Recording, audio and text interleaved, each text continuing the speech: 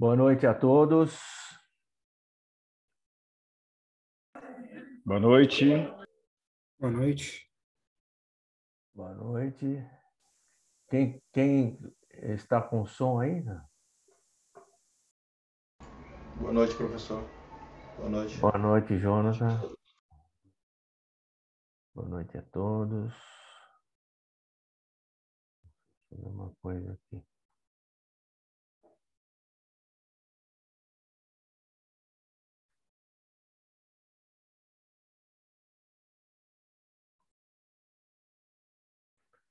Bom, então, hoje estamos aqui dando continuidade ao 22º Congresso de Tecnologia da FATEC São Paulo, através das palestras indicadas aí pelo Departamento de Soldagem, né?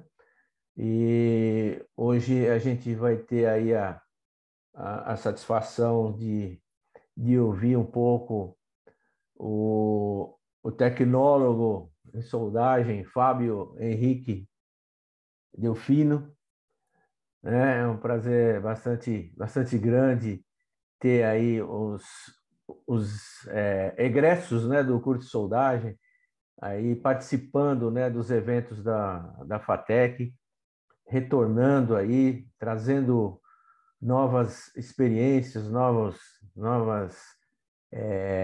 tecnologias, né?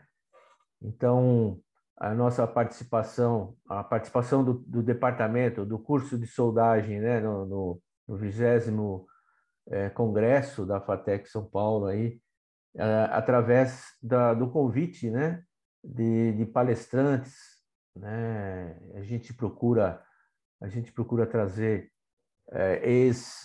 ex-alunos, né, com a formação aí para retornar, né, com as informações aí, voltar para a FATEC com as informações do mercado aí, novidades, etc. Então, eu gostaria de apresentar o nosso palestrante, né, o Fábio Delfino, que ele é tecnólogo em soldagem, né, Fábio? Se formou em 2014, é isso? Confere? Correto. Muito bem. É inspetor de soldagem N2, fundador da empresa AFD Welding Solutions e mestrando em engenharia mecânica, né? Pela Unicamp, né? Então, um trabalho aí de continuidade, né, nos estudos e aprofundamento aí nos conhecimentos. Ele vai nos trazer um tema muito importante, né, que é a manufatura aditiva, né, ao arco elétrico. Tecnologia essa muito importante, né, pilar aí da indústria 4.0 e tal, né? Então, a gente está numa expectativa bastante grande aí para ouvi-lo, né? Então, com vocês aí, o Fábio, tá bom? É com você, Fábio. Bom, boa noite a todos. É uma grande honra estar aqui de volta à FATEC de forma remota, né? Já se vão para 7 anos que me formei, mas a gente sempre lembra da FATEC com muito carinho, né? Sem dúvida alguma, a FATEC foi o curso de soldagem na FATEC foi um divisor de águas na minha vida profissional. Então, a gente sempre tem um grande carinho pela FATEC. Sempre que surgem oportunidades, a gente está entrando em contato com os professores, né? Então, vou compartilhar minha tela aqui com vocês para a gente iniciar a apresentação. Todos conseguem ver minha tela aqui? Tá ok, Fábio. Sim. Ok. Apresentação. Eu vou sair daqui.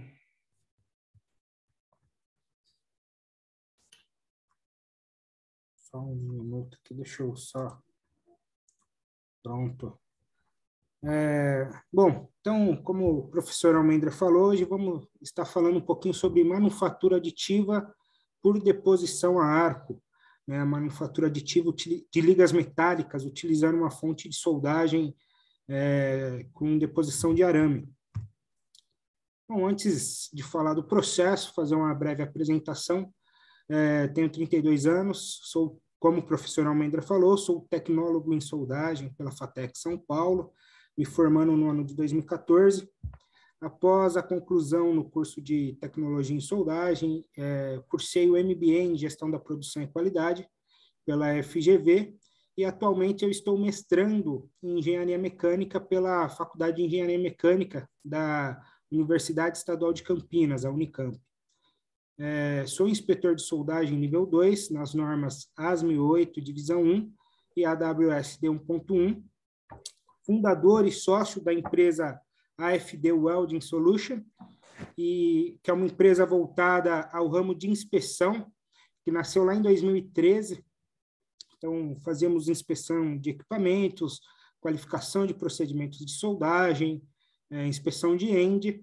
E de 2020 para cá, começamos também a atuar com automatização de processos de soldagem. Então, hoje fazemos consultoria e desenvolvimento de tecnologias novas com o intuito de otimizar o processo de soldagem, tornando ele automatizado com formas alternativas, né, ao que o mercado já tem a oferecer, para tornar as pequenas empresas mais competitivas.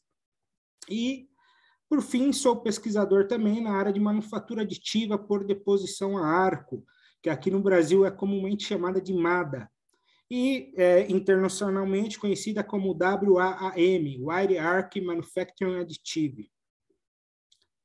E muito se tem falado sobre a manufatura aditiva, né? Não é uma tecnologia nova, não é uma tecnologia recente, mas que, com o passar dos anos, e principalmente agora na última década, tem difundido muito o processo de manufatura aditiva, vem sendo muito conhecido no mercado. E então, para explicar um pouquinho sobre a manufatura aditiva por deposição a arco, a gente precisa voltar lá atrás e falar o que é o princípio da manufatura aditiva. Então, o que seria a manufatura aditiva? Manufatura aditiva nada mais é do que a construção de um objeto, de uma peça tridimensional, a partir da deposição de camadas. Então, eu venho adicionando material, seja ele polimérico, cerâmico ou metálico, e venho fazendo a fabricação dessa peça com essa adição de material. Ela é diferente, né? O que diferencia ela dos processos de manufatura convencional, né? O processo de manufatura subextrativa é que, por exemplo, numa usinagem, num processo de corte, eu tenho a remoção de material. Então, eu parto de um blank, de um tarugo, com dimensões maiores, e venho fazendo essa usinagem até obter a peça desejada. No processo de manufatura aditiva, é o contrário, eu não tenho um tarugo, eu não tenho uma peça, tenho simplesmente um substrato, que é uma chapa, um material que vem a receber esse metal de adição, esse filamento, esse material de adição, onde eu vou fazer a deposição dessas camadas. Bom, por que houve a necessidade da manufatura aditiva, da criação da manufatura aditiva? O processo de manufatura aditiva, o conceito, ele surgiu lá na década de 80, né? No Japão, existia um projetista mecânico chamado Hideo Kodama. Ele trabalhava no segmento da indústria automobilística. E para as peças que eles estavam produzindo, projetando, eles precisavam fazer protótipos. A fabricação de protótipos, na época, ela era algo custoso. Por quê? Ou você partia desse blank, desse material bruto, e vinha usinando ele até chegar na dimensão e geometria desejada, ou você era obrigado a fazer um molde metálico, um molde para injeção plástica, para obter esse protótipo, essa prototipagem. O custo para fazer essa prototipagem ele era muito custoso, muito caro, porque você fazia uma peça, 2 peças, então, para você fabricar um molde, para você fabricar uma peça a partir de um blank, você despendia de muito tempo, muito material, e muitas das vezes aquela peça ela não atingia os requisitos mínimos para aplicação. Então, haveria necessidade de remodular o projeto. Vendo essa necessidade, Hideo Kodama ele começou a projetar uma máquina de impressão 3D, e isso para peças poliméricas, para peças a partir de polímero. E aí, com o passar dos anos, a ideia foi ganhando maturidade, até que o MIT, o Instituto de Tecnologia de Massachusetts, começou a investir no desenvolvimento de novos equipamentos para a manufatura aditiva de polímeros. E até que conseguiu-se, né, a obtenção de peças com geometrias complexas e com ótimos acabamentos superficiais, um custo muito baixo. Então, viu-se a possibilidade de começar a difundir esse processo de manufatura aditiva para outros materiais, não só polímeros. Foi quando surgiu a aplicação em materiais cerâmicos e metálicos. Então, como que funciona o conceito da manufatura aditiva? Primeiramente, eu parto de um modelo tridimensional, feito através de um computador, de um CAD, um software de desenho tridimensional, onde eu projeto a minha peça digitalmente, com as dimensões necessárias, e a partir da... Não sei se vocês conseguem ver meu... Só deixa eu mudar aqui o ponteiro. Vocês estão conseguindo ver aqui meu cursor? Sim. Sim, ok. Perfeito. Então, eu parto de uma peça, um projeto tridimensional, né, com todas as dimensões necessárias, e após eu fazer esse desenho, ter a validação de cálculo e dimensional desse projeto digitalmente, eu passo ele para um software de faceamento, né?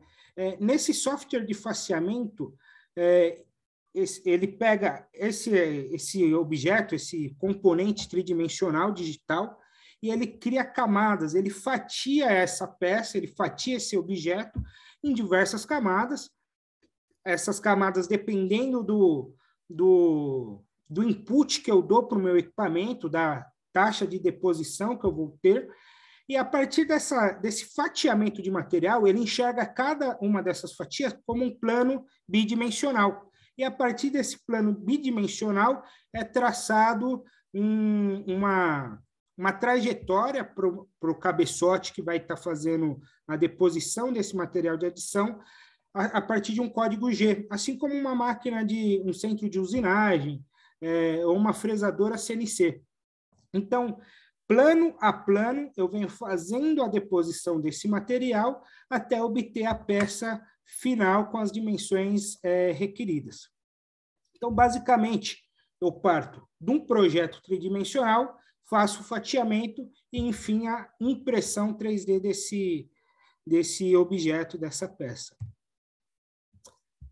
Como eu falei anteriormente, o processo de manufatura aditiva, visto a gama de possibilidades e aplicabilidade dele no mercado industrial, desenvolveu-se aplicação da manufatura aditiva para os mais diversos materiais possíveis. Então, hoje, a gente tem para materiais poliméricos, para polímeros, que é a maior aplicação, né, hoje de manufatura aditiva. Então, a gente tem materiais poliméricos sendo aplicados na indústria aeroespacial, materiais sendo aplicados na indústria biomédica, com implantes, com próteses, né? E os principais materiais, os principais polímeros que são aplicados hoje na manufatura aditiva são o ABS, que é um acrilonitrilo butaedileno estireno, nylon, PLA, que é um poliácido lático, e além de policarbonatos, polipropilenos, poliestirenos e alguns outros materiais. uma grande vantagem da manufatura aditiva para polímeros é que são materiais termoplásticos, né? Então, ele se funde muito fácil em baixas temperaturas, tornando o custo dessa aplicação muito baixo. Outros materiais que são muito utilizados também na indústria, fabricados por manufatura aditiva, são materiais cerâmicos, né? Materiais cerâmicos de alta resistência e alta performance. Onde esses materiais cerâmicos são utilizados? Os materiais cerâmicos, hoje, eles são muito utilizados na indústria biomédica, com biomateriais, né? Então, você tem muita aplicação de materiais cerâmicos, por exemplo, em próteses ósseas, né? Reposição óssea no organismo humano. E aí você tem cerâmicas à base de alumina, zircônia, nitreto de silício, sílica e exoplatita. Então, vem sendo também muito difundido a aplicação de manufatura aditiva em materiais cerâmicos. E, por fim, a nossa área de interesse, a manufatura aditiva de materiais metálicos, né? Que da década de 90 para cá vem ganhando cada vez mais espaço no mercado, né? Muitas indústrias já estão utilizando peças manufaturadas por manufatura aditiva em larga escala. Então, esse é o grande objetivo hoje do ramo de pesquisa da manufatura aditiva, é tornar cada vez mais a aplicação de materiais metálicos economicamente viável. Bom, e falando em manufatura aditiva de ligas metálicas, onde que é a maior aplicação dos materiais metálicos fabricados por manufatura aditiva? Hoje, como aplicação única, a que mais representa a aplicação dessas ligas é o ramo aeroespacial. Cerca de 28% de todas as peças fabricadas em ligas metálicas por manufatura aditiva são aplicadas na área aeroespacial e na área biomédica, né? Então, aqui você tem muitas ligas na área aeroespacial, ligas de titânio, ligas de aço inoxidável dúplex, ligas de Inconel, Incolloy. Na área médica, você tem muita prótese sendo fabricada de titânio, sendo fabricada de ligas de inox, 304. Então, essas são as áreas que mais representam a aplicação para a manufatura aditiva. Essa área outros são centros de serviço, centros de pesquisa e desenvolvimento. Então, tem muita peça ainda sendo fabricada de forma acadêmica, né, com desenvolvimentos. Uma universidade que tem trabalhado massivamente na pesquisa de manufatura aditiva é a Universidade Federal de Uberlândia, né, onde eles têm um trabalho bem massivo, né, com a Petrobras, desenvolvendo ligas já para aplicação no setor de óleo e gás. O setor automotivo, aqui quando nós falamos setor automotivo, não são necessariamente peças utilizadas em automóveis, mas são peças que são utilizadas no processo de fabricação, né? Então, são componentes para máquinas e equipamentos, moldes, né? A própria prototipagem de peças metálicas para aplicação automotiva. O setor de energia e óleo e gás, eles estão também tendo uma boa aplicação, né? Já existem normas internacionais, a própria Petrobras vem trabalhando também massivamente no desenvolvimento do processo de manufatura aditiva para começar a aplicar em válvulas e conexões flangeadas. O setor de odontologia, onde a gente tem as próteses dentárias, muitas vezes fabricadas em ligas de aço inoxidável ou ligas de titânio. E o setor de joias também leva uma fatia desse segmento de manufatura aditiva. Bom, e para falar um pouquinho sobre o processo de manufatura aditiva de ligas metálicas, a gente tem que falar dos diversos processos que tem para, enfim, a gente chegar no nosso processo de interesse. Então, hoje, basicamente, quando falamos em manufatura aditiva de ligas metálicas, a gente tem 3 principais processos. Lógico, dentro desses principais processos, temos uma variedade, né, algumas ramificações de variações de processo, e aí você passa a ter uma infinidade de processos diferentes. Porém, 3 processos se destacam na manufatura aditiva. O primeiro é o Powder Bed Fusion, que, traduzindo para o português, é a fusão em leito de pó. Tem um vídeo que eu vou estar passando para vocês aqui, bem interessante, que demonstra um pouquinho desse processo.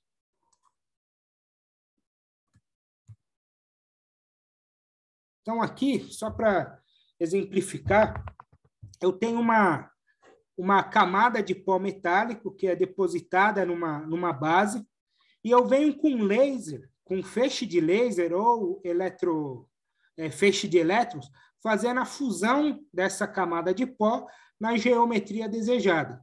A partir do momento que é feito uma camada, essa base com essa cama de pó, esse leito de pó, ela desce, né, a altura da camada requerida, e é feita uma nova fusão com esse feixe de laser ou feixe de elétrons. E a cada camada que vai descendo, esse objeto vai aumentando a sua espessura, até que no final sai daqui uma peça manufaturada. Esse aqui é o processo mais utilizado, porém também é um dos processos mais caros, né, onde o investimento inicial numa máquina dessa é muito custoso, muito alto, né? Porém, é o processo onde eu tenho a melhor resolução. Quando falamos em resolução, o que isso significa? É a qualidade superficial dessa peça. Então, muitas das vezes, peças manufaturadas por esse processo, né, pela fusão em leito de pó, são peças onde eu não necessito de um pós-processamento. O que seria o pós-processamento? É um processo de usinagem, um processo de acabamento final, porque a qualidade superficial dela é bem fina, né? Então, por isso que seria o processo mais aplicado para peças pequenas, peças com geometrias complexas e menores. Uma das grandes limitações desse processo também, além do custo de investimento inicial, também é o custo do pó metálico, né? Hoje não temos fabricantes nacionais desse pó, muitas vezes são importados, né? Então você acaba tendo um custo elevado, precisa ser com uma granulometria bem fina para melhorar ainda mais a resolução do processo. Então essa é uma das limitações do processo de fusão em leito de pó. Um outro processo que também é muito difundido para ligas metálicas é o Direct Energy Deposition, que é um processo de deposição direta de energia. Como que ele funciona? Tem aqui também um vídeo.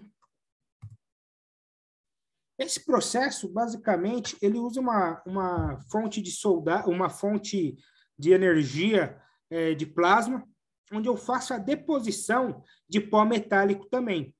Então, a fonte plasma ela serve para fundir esse pó metálico e fazer a deposição camada a camada. Então, eu venho fundindo o pó e fazendo essa deposição com um equipamento com comando numérico controlado. Aqui a gente pode ver a velocidade de processamento, ela é muito rápida. Também é um processo onde o custo inicial ele é altíssimo, né? Porque uma máquina dessa, não temos fabricantes locais, são máquinas importadas. O custo do pó metálico também é um custo elevado, porém é um processo que ele tem um acabamento superficial, uma resolução também muito boa, né? Eu consigo fabricar peças com uma espessura, né? Nós chamamos de espessura de parede, bem finas, de fato maiores do que o processo de fusão em leito de pó, porém ainda com uma qualidade muito boa, muito elevada, que na maioria das vezes também não requer um pós-processamento.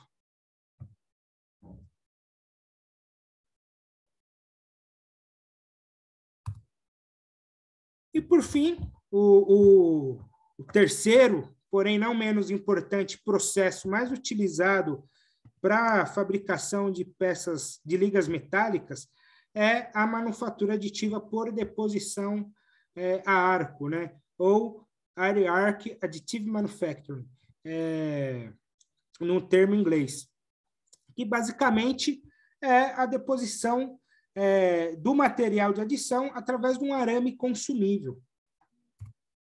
Então, temos também aqui um vídeo para mostrar, né? Muitas vezes, só falando fica meio abstrato, então, trouxemos alguns vídeos aqui para exemplificar a aplicação desse processo. Então, aqui só voltar aqui para mostrar para vocês a fabricação de uma luva de redução, material aço carbono, e o consumível é um arame 70S6 com processo MIG pulsado. Aqui dá para ver, até pelo acabamento superficial da peça, né, internamente aqui, que é um acabamento um pouco mais grosseiro. Então, nesse processo, uma das limitações dele é a resolução. Eu preciso de um pós-processamento. Essa peça, por exemplo, ela foi usinada internamente. Então, aqui a gente tem um vídeo apresentando aqui como que é feita a deposição, né? Uma câmera termográfica mostrando aqui o aporte térmico. Mais para frente, iremos falar um pouquinho sobre o aporte térmico nesse processo, que é uma das grandes barreiras e desafios, né, para os próximos anos.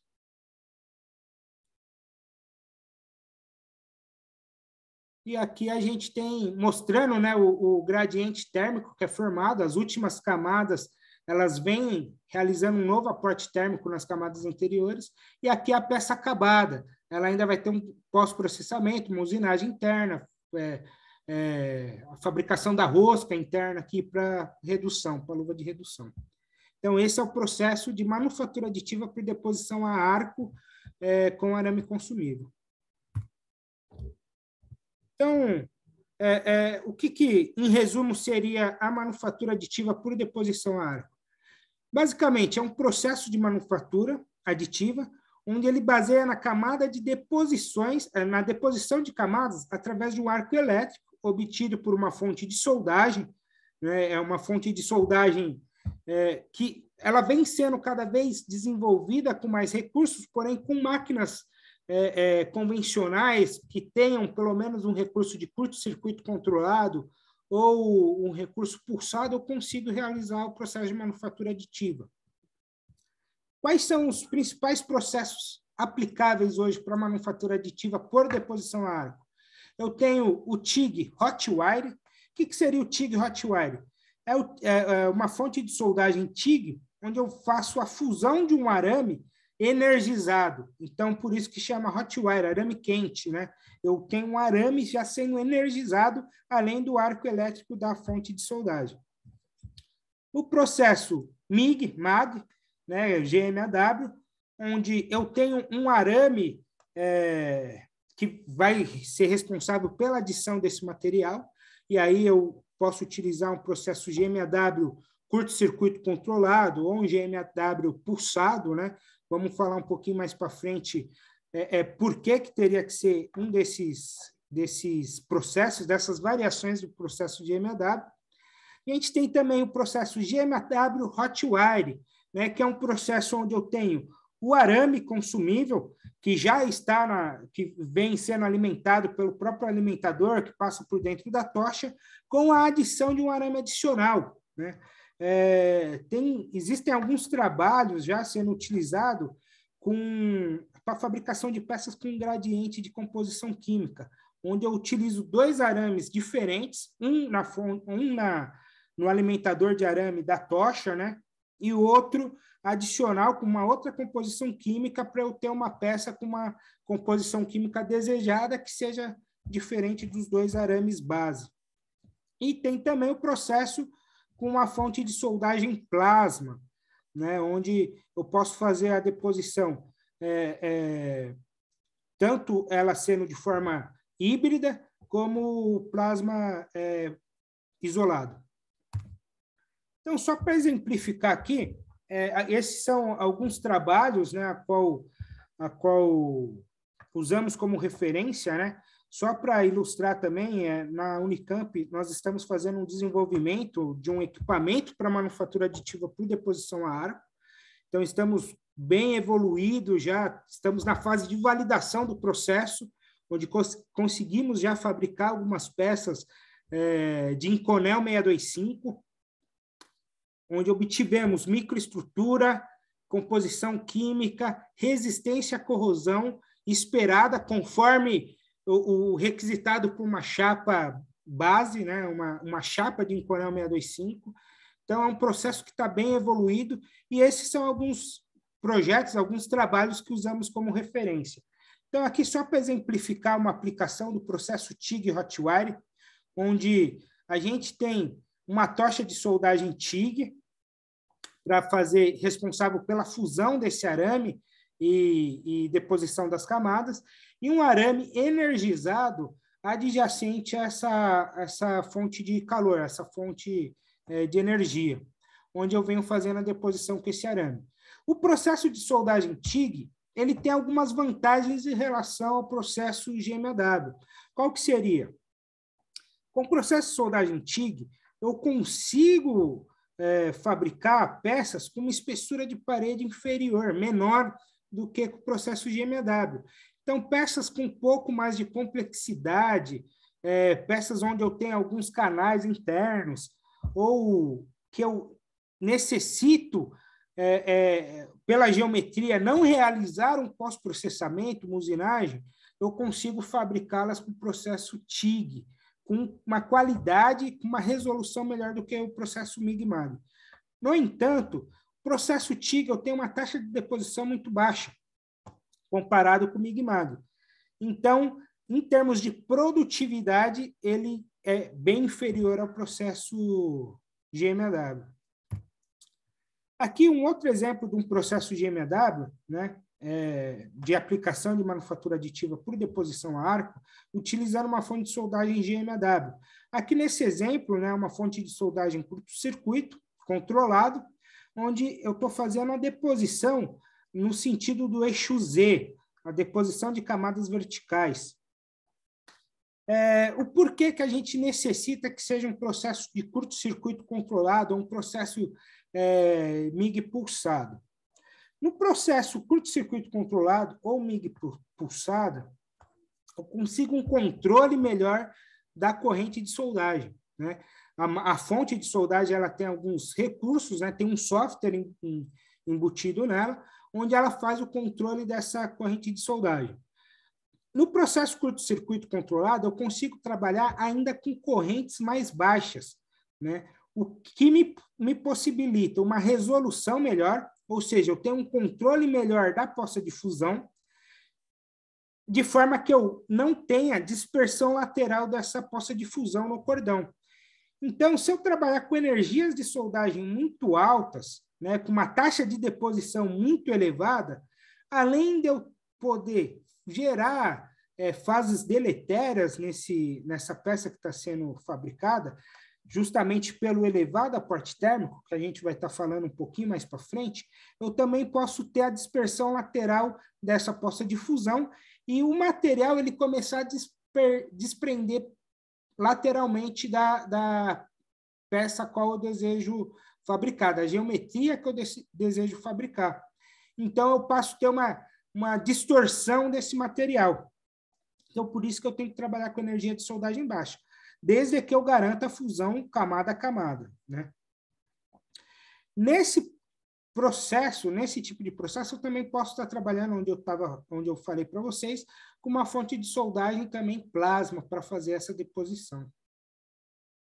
Esse trabalho aqui, no caso, ele fez a deposição de uma peça de Inconel 718, né? No trabalho que estamos fazendo na Unicamp, a próxima peça que iremos fabricar, ela é de Inconel 718, porém é uma próxima fase. A minha dissertação de mestrado ela está sendo baseada na liga Inconel 625. Quais são os critérios de aplicabilidade do processo de manufatura aditiva? Então, não é simplesmente qualquer peça que eu possa fabricar com manufatura aditiva. Algumas etapas, algumas premissas, elas devem ser avaliadas para eu verificar se eu tenho a condição de fabricar por manufatura aditiva por deposição a arco ou por algum outro processo. Se eu necessito, por exemplo, fabricar com fusão em leito de pó ou com deposição direta de energia. Então, quais são os principais critérios de aplicabilidade da AMADA? Características geométricas. Eu necessito de uma precisão elevada nessa peça, na fabricação. Eu necessito de um acabamento superficial bom, uma resolução muito boa, a qual eu não vou conseguir com a AMADA. Eu posso fazer um pós-processamento, um processo de usinagem para garantir o acabamento, por exemplo, em peças onde eu tenho acoplamento de rolamento, mancal. Se eu tenho uma cavidade interna onde eu não consiga realizar um processo de usinagem com uma precisão, eu preciso passar por um outro processo onde a resolução seja melhor.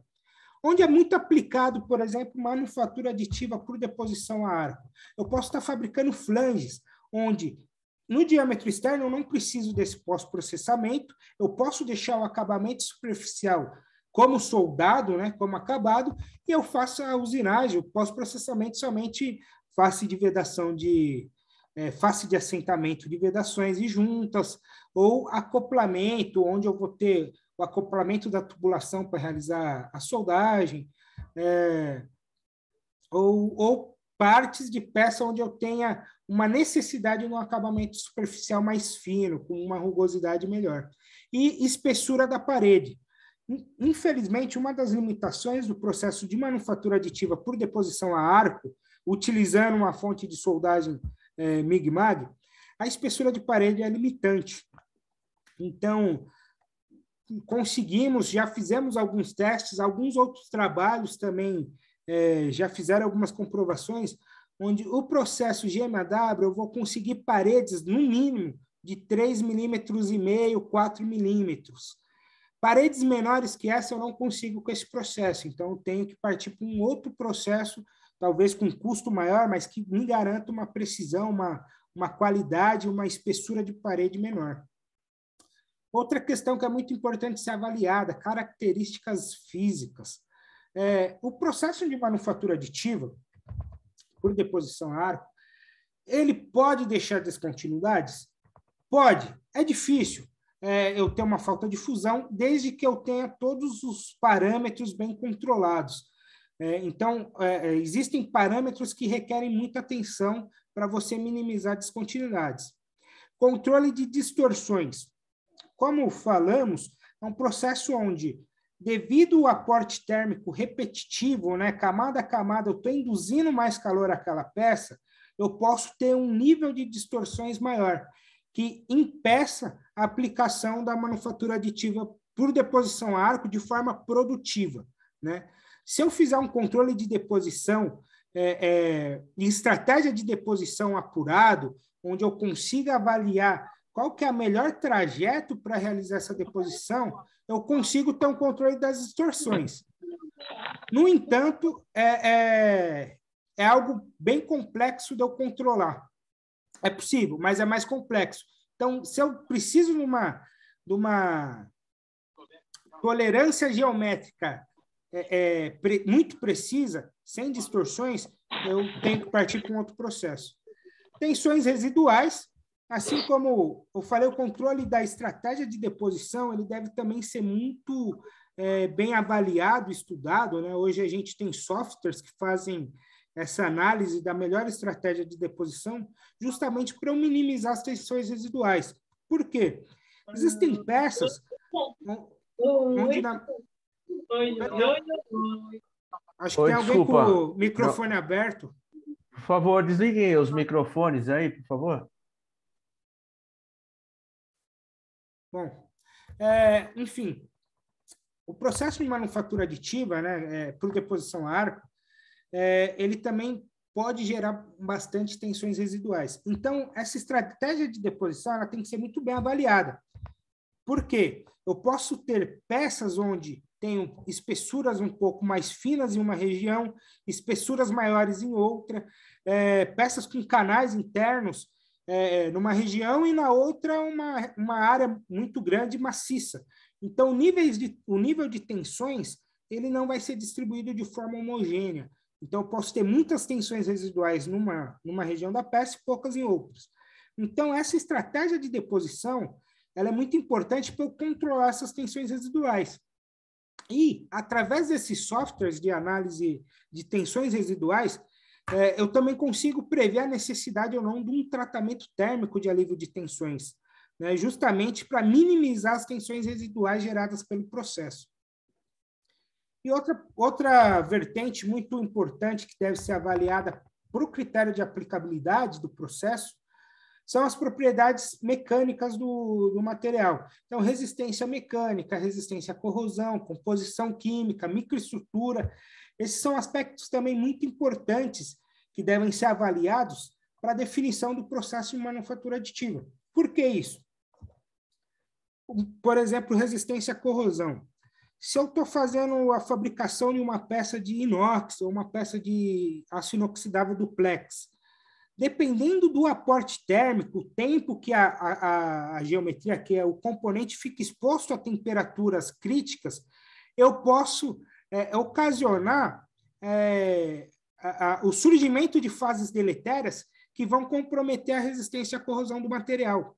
Então, não é simplesmente eu fabricar, fazer o desenho 3D no meu computador, colocar a máquina para realizar a deposição, que eu vou obter uma peça de qualidade. A estratégia de deposição ela também é muito importante para isso. E o controle do aporte térmico, o controle da temperatura entre camadas, também é fundamental para o processo.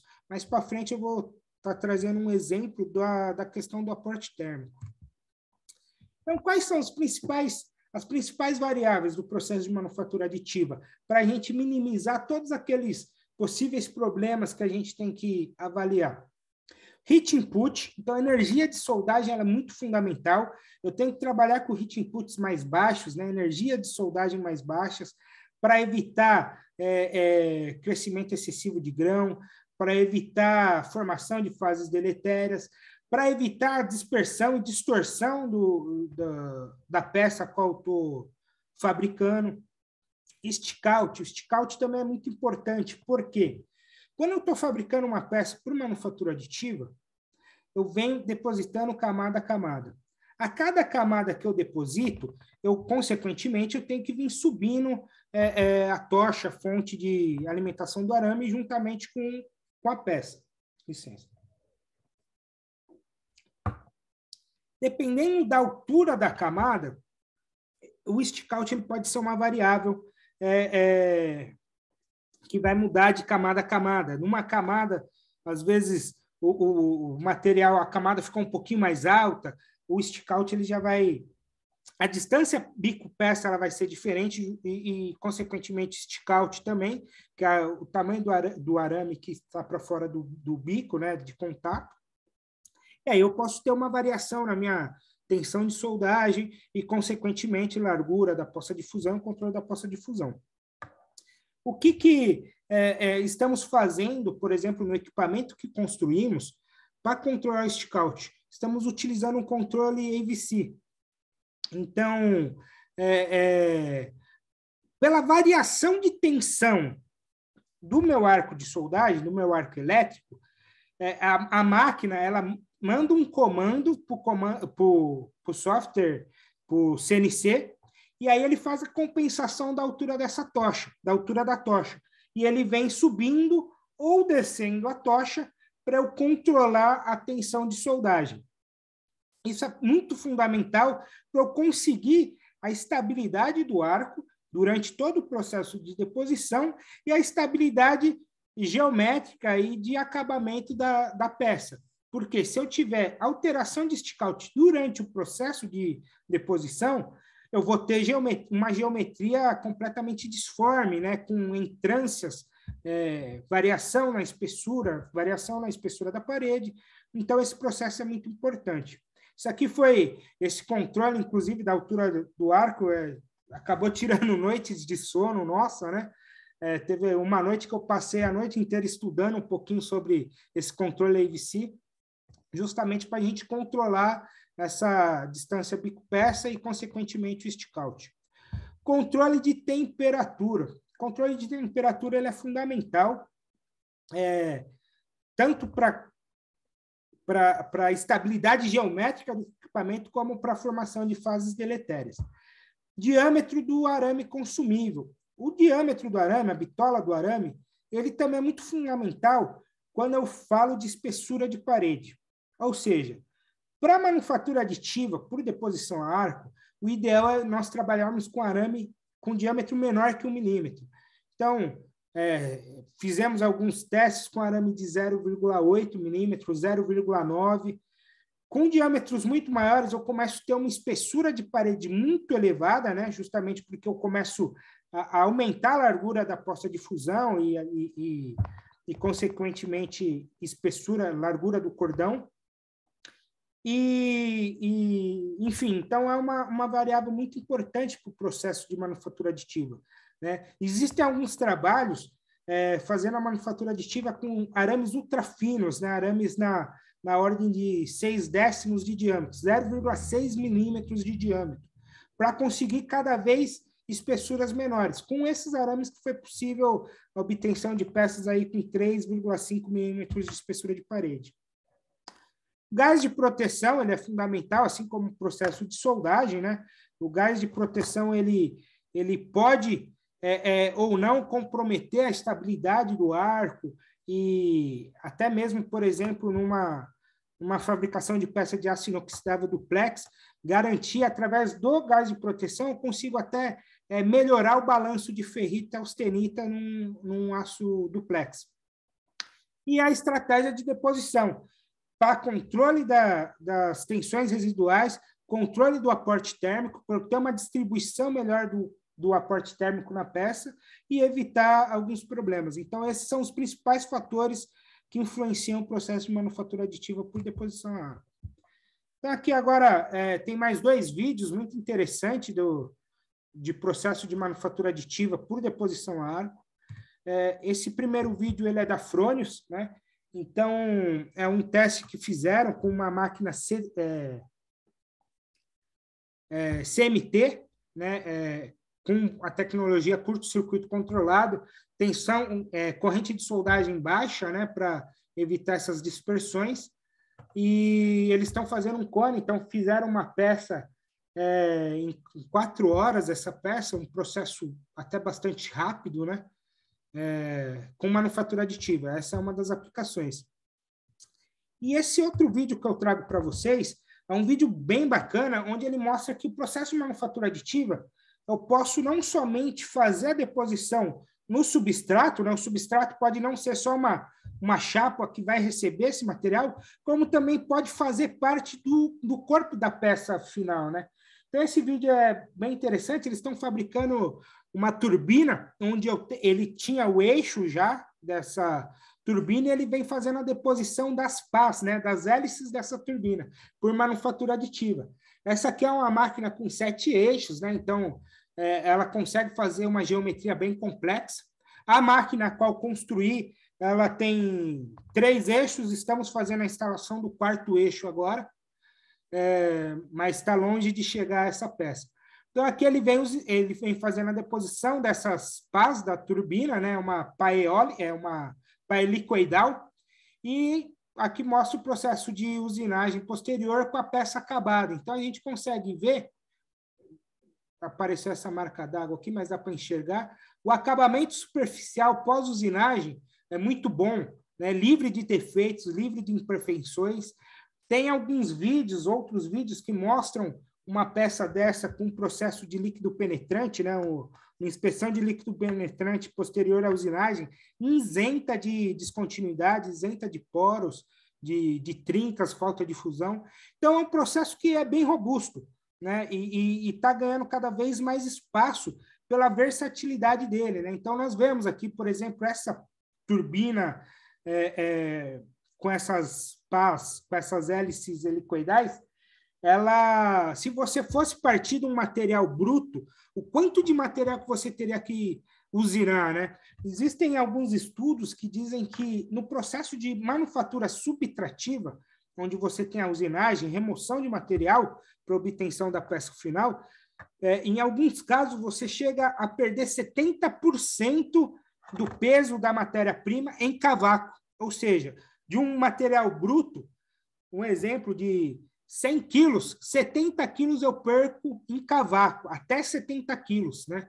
Então, com o processo de manufatura aditiva, aqui eu tenho uma redução muito grande do tempo de fabricação e do custo com a matéria-prima.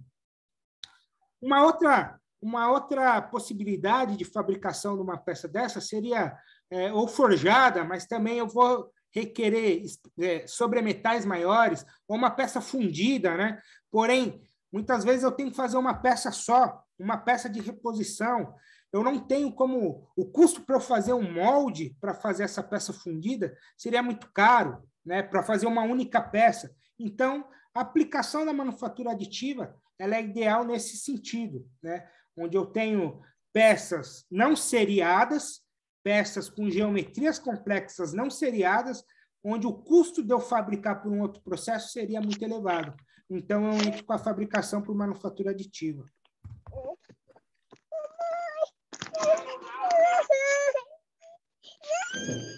Que foi? Vamos sair aqui.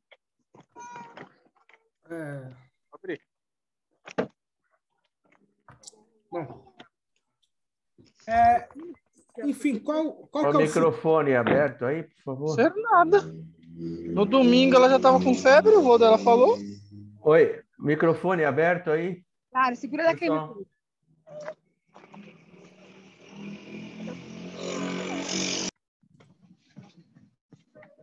Pronto. Bom, falar um pouquinho agora das vantagens e limitações da manufatura aditiva por deposição a arco.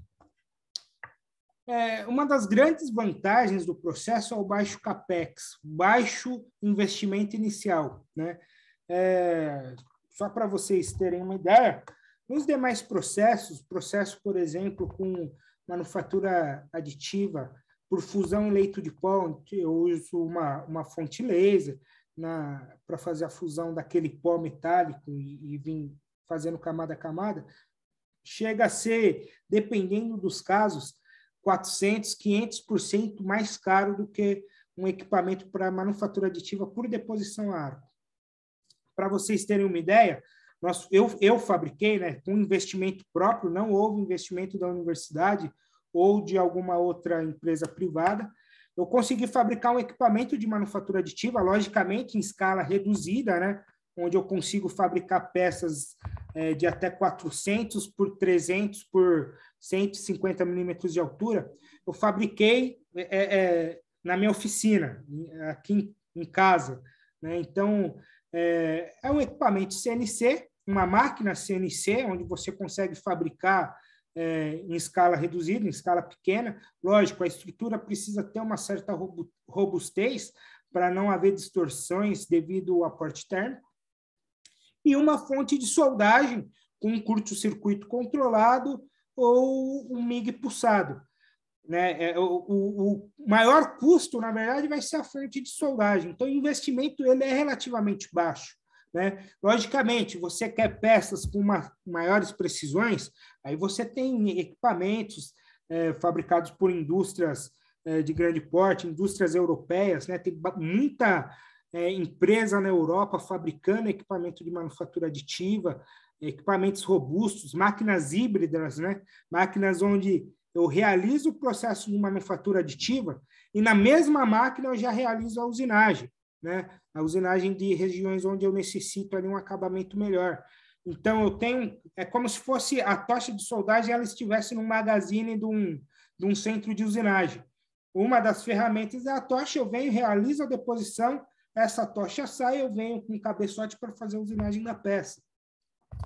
Então, existem uma diversidade muito grande de equipamentos já sendo fabricados de forma em larga escala, né, para aplicação já na indústria, né? Ou seja, esse processo ele tem uma curva que chama Hype Cycle, se eu não me engano, onde ela mostra a curva de aplicação de uma tecnologia, né? Então, hoje, o processo de manufatura aditiva por deposição a arco, ele já está num platô de produtividade, né? Então, já tem muita indústria já começando a desenvolver equipamentos para essa aplicação. Mas, ainda assim, o custo de investimento é muito baixo, o CAPEX é muito baixo. Baixo OPEX, o que é o OPEX? É o custo operacional, o custo de operação.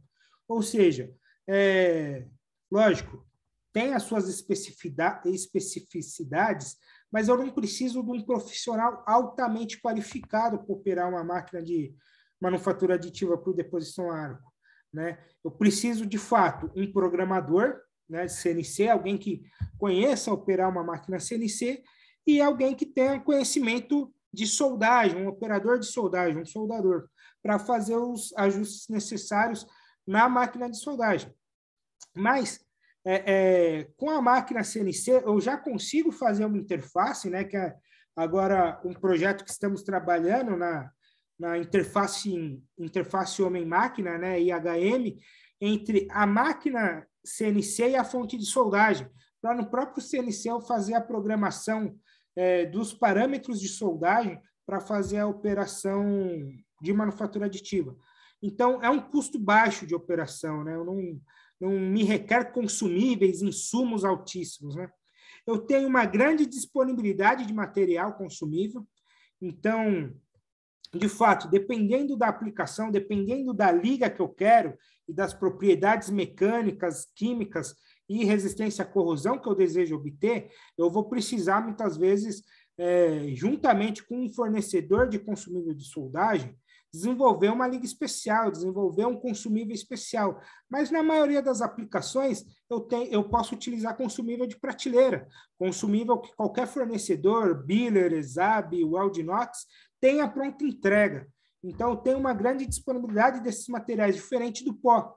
O pó para manufatura aditiva em fusão em leito de pó ou plasma com deposição de pó metálico, esse pó eu tenho fornecedores específicos que vão me fornecer esse pó, então o custo acaba sendo um pouco maior pela, não diria escassez, mas baixa disponibilidade que o mercado tem a oferecer. Eu tenho redução do desperdício de materiais, né? Como eu falei, o processo de usinagem, posso ter até 70% de perda de material em cavaco, né? Lógico, tem aplicações que eu vou ter bem menos perda com cavaco, mas com o processo de manufatura aditiva, eu já fabrico a peça próximo da dimensão final, e aí a usinagem que vai ter uma usinagem fina com um acabamento superficial. Redução do tempo de fabricação de componentes. Então, aqui é algo que é muito factível e a gente consegue enxergar uma aplicação muito grande, por exemplo, reposição de peças, reposição de componentes de máquina, né? Então, muitas vezes, com equipamentos importados, onde peças de reposição são vindas somente do fornecedor, não tem representante local, ou, por exemplo, até mesmo em linhas de tubulação, onde eu tenho flanges forjados de ligas especiais, que o meu fornecedor é só na Europa, eu não tenho um fornecedor local que me fabrique esse flange, então, muitas vezes, o lead time para essa peça sair da Europa, chegar no Brasil, é 90, 120 dias. Se eu precisar de uma peça de reposição imediata, eu tenho um arame para realizar essa fabricação, eu consigo reduzir para, um exemplo, 5 dias, para realizar a fabricação dessa peça e repor ela na linha, eu não ficar com a linha parada, com lucro cessante, né? De repente, se eu não tiver o arame, mas eu tenho um fornecedor de arame que tem esse arame, demorar 10 dias, então eu consigo reduzir muito o tempo de fabricação, o tempo de espera para esse componente. Porém, como nem tudo são flores, eu tenho também limitações. Quais são as limitações? Principalmente hoje, pela alta do dólar, escassez de matéria-prima que a gente está sofrendo, né, no mercado, né, eu tenho um alto custo do arame consumível. Comparado com o pó, ele é bem mais barato, né, como eu falei lá em cima, porém ainda é um custo alto. Então, muitas vezes, a fabricação por manufatura aditiva, ela me limita em relação à manufatura subtrativa, né? Então, para aplicações específicas, eu justifico esse custo de consumível. Dependendo da aplicação, tendo matéria-prima para o Blank, né, para o tarugo nacional, é mais fácil fazer com uma manufatura subtrativa. Mas para ligas especiais, onde eu tenho que importar o forjado, a peça forjada, já é bem vantajoso a aplicação da manufatura aditiva. Limitação de resolução das peças. Então, como eu falei, para o processo GMAW, eu tenho essa limitação da resolução, da qualidade de acabamento superficial, devido à deposição do arame, comparado com outros processos. Necessidade de pós-processamento, justamente pelo acabamento superficial. Limitação em geometrias complexas, né? Dependendo da geometria. Por exemplo, na fusão a leito de pó, como eu estou depositando camada a camada numa cama de pó, num leito de pó, se eu tiver uma reentrância, um canal interno, o próprio pó da camada anterior ele vai me servir como base para eu não ter digamos assim, a queda, né, a dispersão desse material para o lado. Na manufatura aditiva por deposição a arco, dependendo da geometria da peça, e se eu não tiver uma máquina com 5, 6, 7 eixos, né, onde eu consigo fazer a movimentação do substrato, para estar sempre depositando na posição plana, digamos assim, eu começo a ter algumas complicações. Eu não consigo fazer geometrias muito complexas com esse processo. E uma outra grande limitação do processo, né, que é o grande desafio agora que a gente está trabalhando, né, tem bastante projetos já do pessoal do Laprosol, lá da Universidade Federal de Uberlândia, já desenvolvendo esse projeto, e agora aqui na Unicamp a gente está fazendo um projeto similar, né, tem algumas variações, mas é um projeto similar, que é a questão para mitigar o problema que a gente tem com o resfriamento natural. Qual que é o grande problema do resfriamento natural? Aqui nesse slide, a gente pode ver aqui como se fosse um corte transversal, né, da construção de uma parede para uma manufatura aditiva. Então, eu tenho a plataforma da máquina, o substrato, onde eu venho fazendo a deposição, e aqui representando as camadas, né? Então, cada uma dessas semisferas aqui seria uma camada depositada. Conforme eu venho fazendo a deposição camada a camada, eu estou induzindo um aporte térmico maior. Como que essa peça ela vai ser resfriada? Numa condição natural, ela vai ser resfriada somente pela convecção com o ar e irradiação. Ela vai perder calor por radiação e convecção pelo ar, pelos dois lados. Quando eu estou mais próximo do substrato, eu tenho aqui embaixo uma área maior onde eu vou estar fazendo a dissipação desse calor. Quanto a isso, nas primeiras camadas, não há problema. Porém, quando eu venho depositando mais camadas sobre camadas, a área de dissipação desse calor, lateralmente, ela diminui. Então, eu só vou ter dissipação do calor aqui para baixo, por condução térmica. E pelo ar, por convecção ou radiação para cá. Então, cada camada que eu venho depositando, então, na primeira camada, pelo ciclo térmico aqui, eu chego num pico de aporte térmico, ela vem resfriando. Quando ela ainda não chegou na temperatura inicial, esse ΔT menor, eu deposito a próxima camada. Então, a temperatura, o pico de temperatura, ele já vai ser maior do que a primeira. Então, eu passo a tender a vir sobreaquecendo as camadas anteriores, né? E cada vez mais chegando numa temperatura elevada de aporte térmico. Por que esse aporte térmico excessivo ele é um problema? Digamos que eu estou fabricando uma peça de aço inoxidável duplex. Se eu ficar muito tempo dentro de uma temperatura crítica, né, que em algumas literaturas falam entre 350, 700, 350 a 800 graus, eu posso ter a formação de fase sigma. Essa fase sigma, nos aços inoxidáveis duplex, ela compromete a resistência à corrosão desse material e a tenacidade dele. Então, eu tendo a perder propriedades mecânicas e resistência à corrosão dessa liga duplex, o que compromete a aplicação dela, porque uma das principais vantagens de um aço inoxidável duplex é o ter uma boa resistência à corrosão e uma boa propriedade mecânica, uma boa resistência mecânica e tenacidade. Quando eu perco essas propriedades, eu comprometo o material e ele pode colapsar na aplicação final. Então, esse é um dos grandes problemas do aporte térmico excessivo, né, da manufatura aditiva por deposição a arco. Como que a gente pode mitigar esse problema?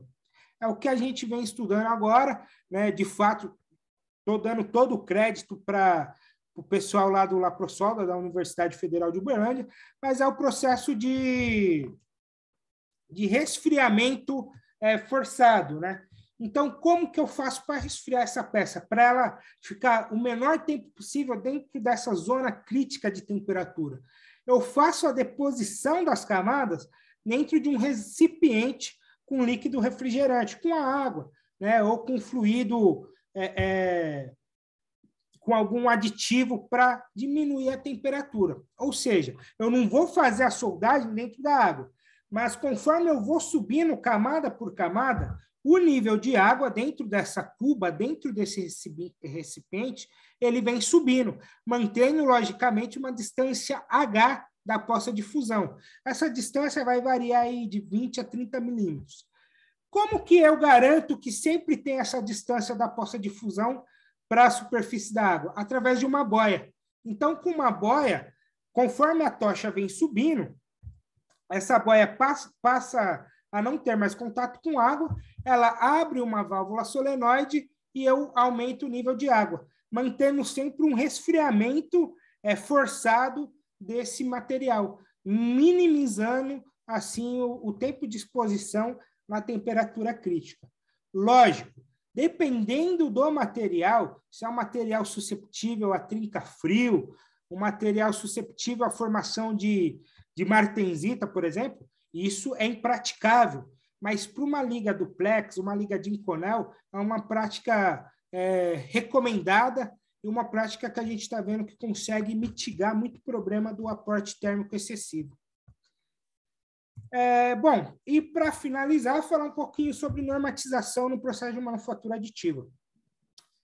Como é um processo não é novo, porém que está vindo cada vez mais sendo desenvolvido, ainda não existem muitas normas para aplicação de manufatura aditiva por deposição a arco.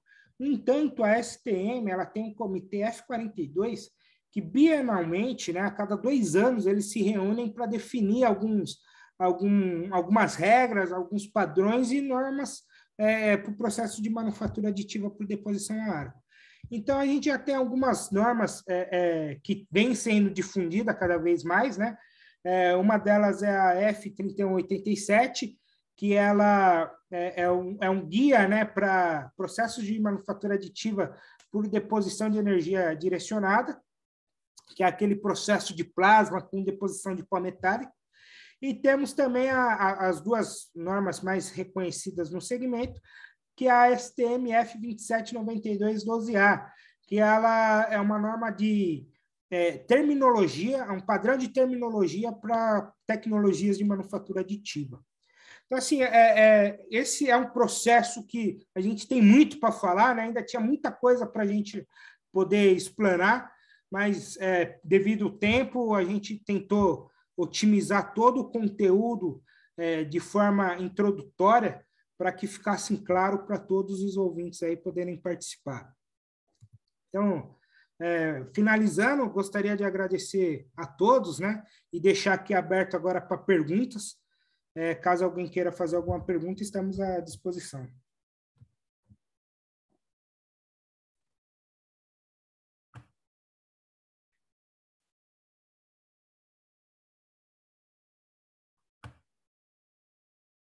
Alguém tem alguma pergunta? Boa noite. Felipe? Boa noite, Fábio. Parabéns pela apresentação, muito bom conteúdo. Eu acredito que a manufatura aditiva veio para ficar. É um processo novo, relativamente novo, mas com certeza tem muito futuro. E queria te perguntar o seguinte: a manufatura aditiva ela já se provou é, boa em economia de material e também em produção de peças complexas. O que eu queria saber de você, se você acredita que a manufatura aditiva ela vai se provar na produção em larga escala, onde eu vou precisar ali de produzir muitas e muitas peças, se você acha que a manufatura aditiva vai se provar nessa função. Felipe, né? Isso. Felipe, eu acredito que sim, né? Como eu falei, na Europa, né, existem muitas empresas que estão trabalhando forte na fabricação de equipamentos para manufatura aditiva. Então, cada vez mais essa tecnologia ela vai apresentar, né, novos recursos, né, novos processos, uma viabilidade econômica cada vez melhor na aplicação de peças em larga escala. Então, eu acredito que sim, viu? Tende em pouco tempo aí, a gente até tinha alguma pesquisa, eu não trouxe o dado para vocês, infelizmente, mas que no Brasil até 2050, se eu não me engano, 2050, o processo de manufatura aditiva ele vai estar chegando aí a cerca de 15 a 20% de toda a produção de peças manufaturadas, né? Então, sim, de fato, acreditamos que em pouco tempo aí a gente está começando a fabricar peças em larga escala. Beleza, obrigado. Irado. Fábio, Oi. então, a manufatura aditiva, na verdade, a solda por deposição é uma manufatura aditiva, né? É a deposição do material. Se está soldando, enchendo um chanfro, por exemplo, é uma manufatura aditiva, só que numa forma, né? Vamos dizer que é o chanfro, ou numa solda de filete, que são os dois catetos ali que formam uma forma, vamos dizer assim. Mas é muito interessante. É um processo, como você falou, é um processo que depende muito da tecnologia aí ou no controle do arco elétrico, né? No controle da deposição, que é muito sutil ali, né? E o arco ele é bravo, né? Então tem que tentar controlar esse arco. Uma outra coisa, você mostrou, mesmo no vídeo, a deposição de uma peça cilíndrica, né? Tipo um vaso, que inicia a deposição e uma forma contínua, né? Sim. Se for uma parede, por exemplo, então cada passe vai ter a abertura de arco e o final do arco, né? Como é que fica essas laterais aí, né? Esse deve ser um problema. Não sei se vocês já chegaram nessa Sim. questão. Sim, professor. Um caso, até as primeiras peças que fabricamos por manufatura aditiva, a gente ainda não estávamos com esse sistema de refrigeramento, de refrigeração concluído. Uhum. Então, para controlar o aporte térmico, até uma excelente pergunta, esqueci de comentar durante a apresentação. Uma das formas hoje, quando você não tem esse resfriamento forçado, controlado, uma das formas de você minimizar a questão do aporte térmico, né, as inconveniências do aporte térmico, é realizar o processo de controle da temperatura entre camadas. Então, você inicia uma camada, logicamente com termopares fixados, né, e vem controlando o aporte térmico até uma temperatura onde seja aplicável ali a realização das camadas, e depois, infelizmente, você tem que finalizar, parar o processo. Como a gente tem a nossa máquina, né, a gente tem um controle preciso ali do fechamento de arco gradual, eu não crio digamos assim, um fechamento de arco e abertura de arco muito abrupto, né? Então, é um fechamento suave. Então, do próprio ponto onde eu finalizei o arco elétrico, né, fechei o arco elétrico, eu consigo iniciar novamente o arco elétrico para a próxima camada. Chegamos, inclusive... Oi? Vai e volta. Sim. Quando a geometria que nós fabricamos, né, nós optamos por fazer uma geometria retangular. Então, não foi uma parede única, né? Então, é uma geometria retangular. Então, quando eu fecho o arco, até mesmo pela questão de controle da estratégia de deposição e controle das tensões residuais, a gente fez dessa forma a geometria, e onde eu finalizo o arco, depois eu inicio ele dando sequência no mesmo sentido de soldagem. Chegamos, inclusive, a fazer algumas micrografias e macrografias na região de início e fechamento do arco, não obtivemos nenhuma descontinuidade nesse processo. Logicamente, isso eu consigo a partir do momento que eu tenho um controle preciso da poça de fusão e do arco elétrico. Se eu tenho um arco instável, no processo de abertura e fechamento desse arco, eu vou ter uma instabilidade lateral e aí eu começo a ter deformidades, né? E até mesmo a ocorrência de trinca de cratera no fechamento do arco, ou falta de fusão quando eu inicio o próximo cordão. Então, o controle do arco de soldagem, do arco elétrico, ele é fundamental para garantir a qualidade do processo.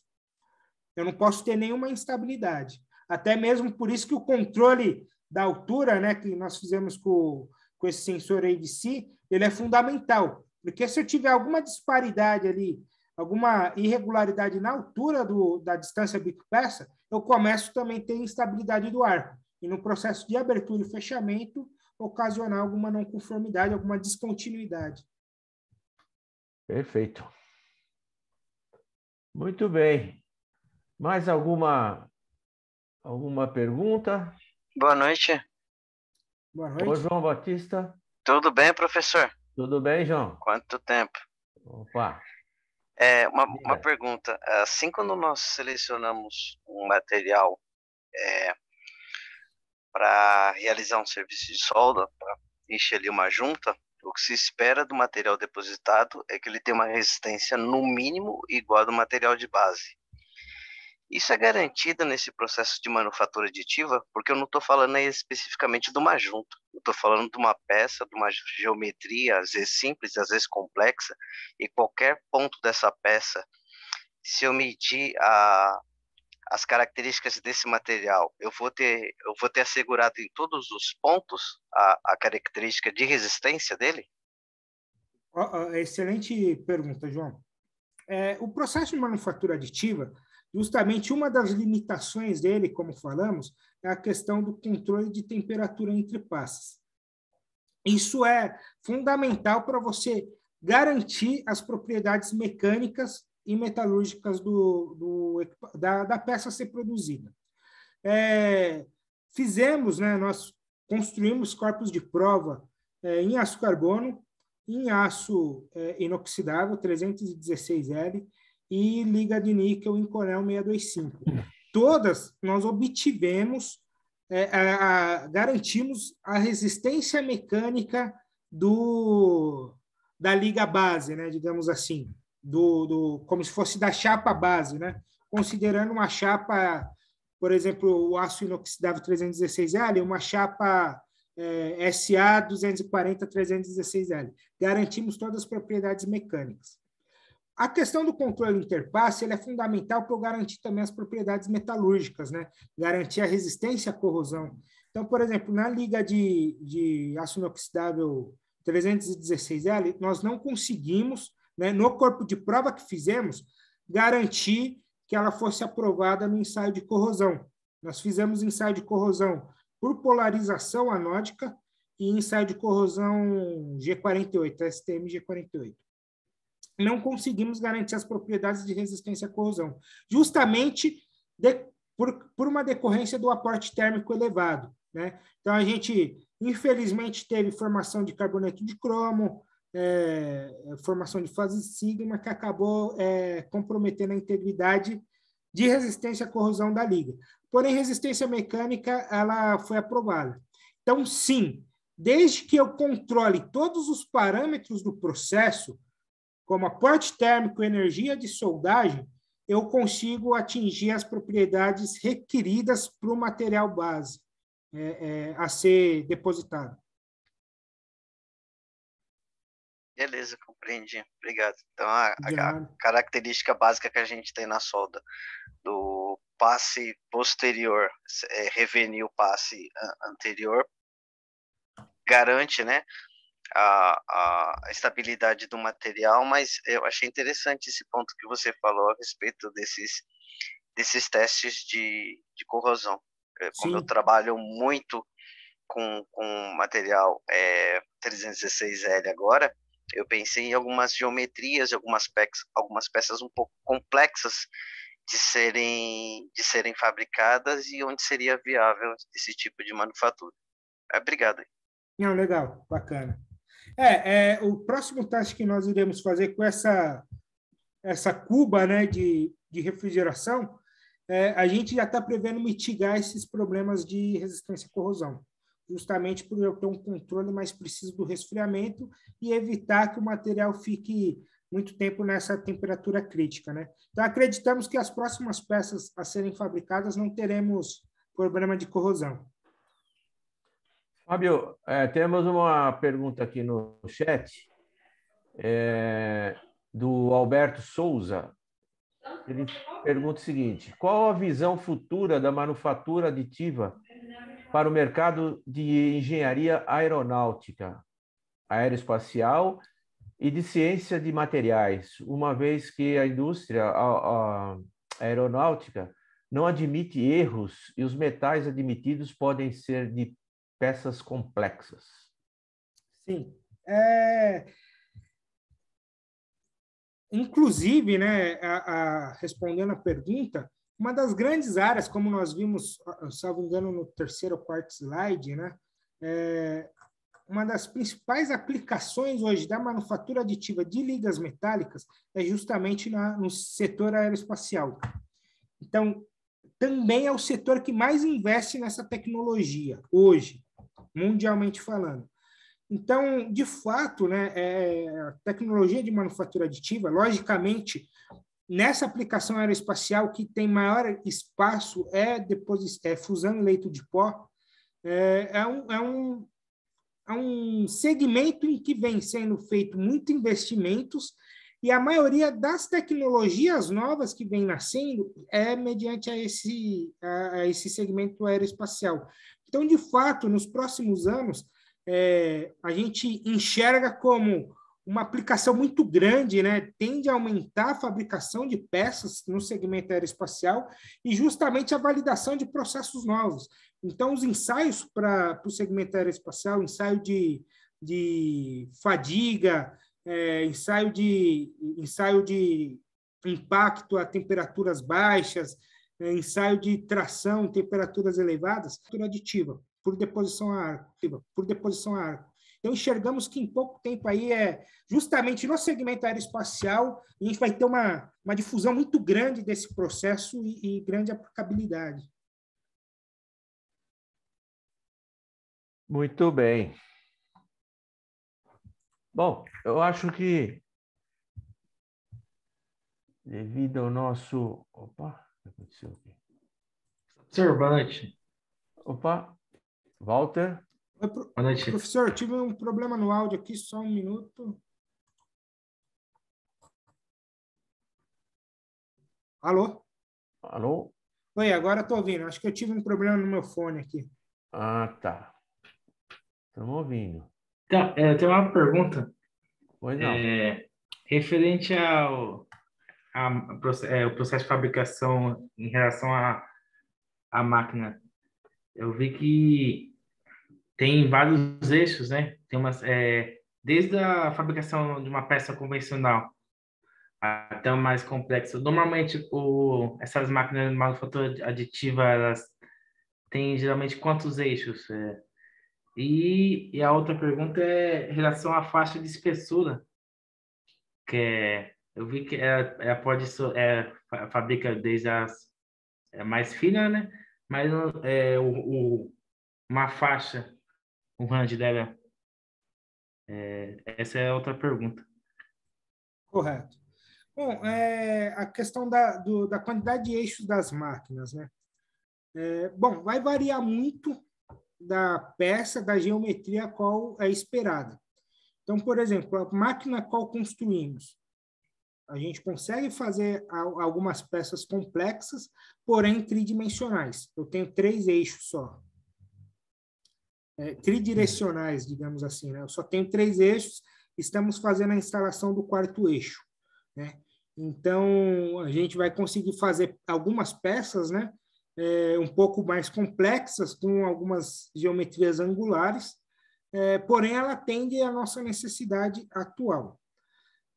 Hoje, você tem peças, né? Por exemplo, aquela peça que estava sendo fabricada, aquele rotor, ele tem 6 eixos, né? Então, você consegue peças cada vez mais complexas mediante a quantidade de eixos que essa máquina tenha. Então, depende muito da aplicação. Máquinas mais simples, mais baratas, você consegue máquinas com 3, 4 eixos, atende tranquilamente a necessidade. Dependendo da aplicação, você necessita dessas máquinas com mais eixos. A outra pergunta que você fez em relação às espessuras, né? No processo por deposição a arco, né, que é esse utilizando um material, um arame consumível, no processo MIG-MAG, GMAW, eu consigo peças na faixa de 3,5 milímetros, aí até 12, 15 milímetros de espessura. No processo TIG, eu consigo peças na ordem de 2,5 milímetros a mais, a 5 milímetros, 6 milímetros de espessura. Já num processo, por exemplo, de fusão em leito de pó, eu consigo peças com espessuras na casa decimal, com 0,8 milímetros de espessura.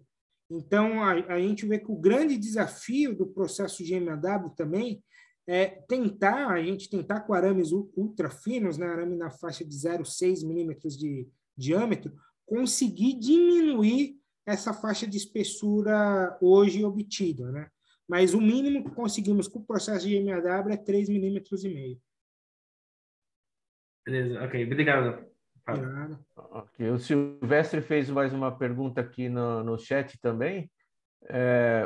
Acho que é a última pergunta aí, devido ao nosso avançado tempo aí. Então, ele pergunta: qual a influência do diâmetro do arame na qualidade e precisão da peça? E no caso de uso de resfriamento de uma peça numa cuba, não ocorre o endurecimento, têmpera da peça? Ou microestrutura? Ok. Então, em questão do diâmetro do arame, a influência dele na qualidade da peça. Como eu estava falando, respondendo a pergunta do Walter, quanto menor a bitola do arame, eu consigo peças com as espessuras mais finas, né? Então, assim, eu vou ter um controle melhor da poça de fusão com o arame mais fino, uma taxa de deposição menor, consequentemente, uma espessura menor. Peças onde eu muitas das vezes procuro redução do peso final, né, principalmente peças em componentes mecânicos, onde o peso ele influencia muito no rendimento do equipamento, né? A espessura é fundamental, então eu tenho que trabalhar com arames mais finos. E aí, consequentemente, eu vou ter uma resolução melhor, porque a largura do cordão vai ser mais estreita, eu consigo depositar as paredes com uma espessura mais homogênea, né, dos cordões e, consequentemente, uma resolução melhor. Eu preciso fazer uma usinagem removendo menos material. Com arames mais grossos, mais espessos, né, com diâmetros maiores, essa espessura de parede ela tende a ser maior, consequentemente, as imperfeições também tendem a ser maior, eu preciso fazer uma usinagem removendo um pouco mais de material. A outra pergunta, eu esqueci agora. É referente o que o líquido, né, que você utiliza para resfriamento. Correto. Por exemplo, tem materiais, né, que quando você resfria, ele ocorre uma têmpera. ou micro trincas na microestrutura. Então, acho que foi mais ou menos nesse sentido que eu fiz a pergunta para ti. Sim, E exato. parabéns, né? Parabéns aí pela palestra, está em cima da hora aí. Legal, obrigado. Rapidinho. Em relação ao líquido de resfriamento, como eu falei na apresentação, a gente está utilizando ele principalmente para essas ligas onde o elevado aporte térmico pode comprometer a integridade do componente em função da resistência à corrosão, da formação de fases deletérias, de carbonetos, enfim. Para materiais materiais que são susceptíveis à formação de fases frágeis, mediante ao resfriamento rápido, né? No caso, um material temperável, um material suscetível à formação de martensita, uma liga de cromo-molibdênio, que é suscetível a trinca-frio, né? Esses materiais não é recomendável esse tipo de resfriamento. Então, como que eu tenho que trabalhar? Com controle preciso da temperatura entre camadas. Então, eu faço algumas camadas até uma temperatura, logicamente, vai ser avaliada em função do material. Chegou numa temperatura ali onde o termopar me acuse uma temperatura limite para executar aquela deposição, eu tenho que parar e aguardar o resfriamento natural. Isso é uma das grandes limitações do processo hoje, porque eu diminuo a produtividade do processo. Então, eu passo para fazer peças com um volume de material um pouco maior, eu passo a ter um tempo elevado aguardando o resfriamento desse material, um tempo elevado, um tempo grande improdutivo, né? Então, isso é uma das grandes limitações. Infelizmente, eu tenho que aguardar redução da temperatura de forma natural para poder executar as próximas camadas. Muito bem. Bom, Fábio, primeiramente, agradecer, né, a sua disponibilidade, parabenizá-lo pela palestra, foi muito boa, eu acho que muito esclarecedora, muito clara, né? Com certeza vamos sair com mais informações do que nós entramos há 1h30 atrás. Em nome do Departamento de Soldagem da FATEC São Paulo, né? Um agradecimento aí especial, tá? E desejar aí um sucesso, né? Sucesso no seu trabalho e nos seus desenvolvimentos e cada vez mais. E não esqueça aí da soldagem aí, do curso, tá? Não esqueça da FATEC São Paulo. Eu que agradeço a oportunidade, né? Uma grande honra estar de volta à FATEC de forma remota, né? Mas a gente mantém um carinho muito grande pelos professores e pela instituição em si, né? Como eu já falei, foi um divisor de água nas nossas vidas. E participar aqui na verdade, é um grande aprendizado também, né? Opa. Acho que uma das formas da gente fixar melhor o conhecimento e estar aprendendo mais é transmiti-lo, né? Opa. Então, de fato, é um grande prazer, uma grande honra estar aqui. E para a gente, para mim principalmente, é uma satisfação muito grande ter os alunos, os ex-alunos de volta aí para passar informação. Chega a ser até me emociono, sabe?